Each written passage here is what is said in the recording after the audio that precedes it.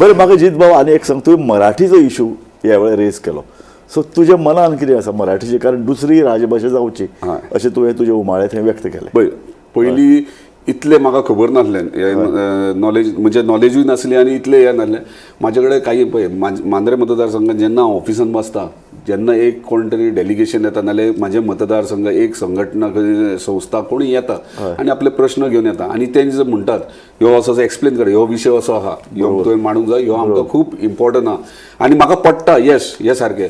त्याच प्रमाणे म्हाजे कडेन येयलें, तेंच्यांनी एक्सप्लेन केलें, म्हाका पटलें हें मांडूंक जाय. सो त्या प्रमाणे हांवें तें मांडलें.